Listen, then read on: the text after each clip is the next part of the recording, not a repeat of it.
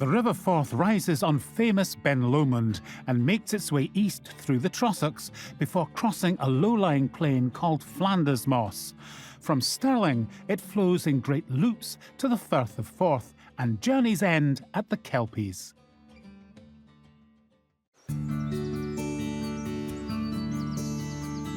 From Scotland's most southerly Munro, the Infant River begins its 38-mile journey to the sea, forming a chain of highly picturesque lochs. One of these is Loch Ard, and its sparkling waters are where I've chosen to start my grand tour down the River Forth. When I was a wee boy, I used to wonder why the River Forth was called the Forth and where the third and the fifth were. But it's only recently that I've discovered that the name Forth comes from an ancient Proto-Celtic language and means the slow-running one. On a day like today, I think Loch Ard is one of the most picturesque bodies of water in the Highlands, and I'm not alone.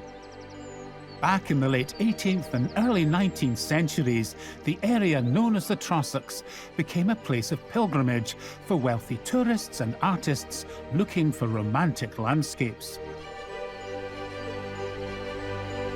All the great names came here: the poets Coleridge and Wordsworth, the painter Turner, and of course, the great populariser of Scotland par excellence, Sir Walter Scott. He came here to admire and adore nature in all its wild, sublime, and picturesque beauty. But there was another reason for his visit.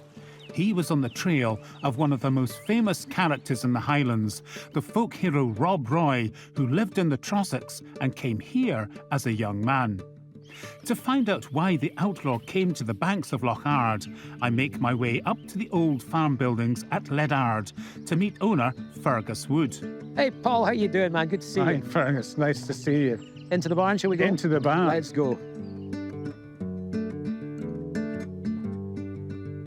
This is MacGregor's barn, where in 1689, I'm told, Rob Roy passed a significant personal milestone. The Hairst feast, which was a feast at the time of the harvest, there was a dinner for the men only, and you had to be 18. He turned 18 in September. Right, so this is a coming of age ceremony that took place Yes. here to welcome Rob Roy yeah. into the body of men. Exactly so. He'd been at the Battle of Killiecrankie with about 50 MacGregors from here. And of course, what the old guys at the dinner wanted to hear was what happened to the battle. You were at it. Give us an impression of the battle. Over 100 years later, Sir Walter Scott also came to Ledard, hoping to capture the spirit of Rob Roy's adventures for his novel. He was in full flow writing Rob Roy, and so he had dinner in here while he was here. But he was working up in the old building at the top.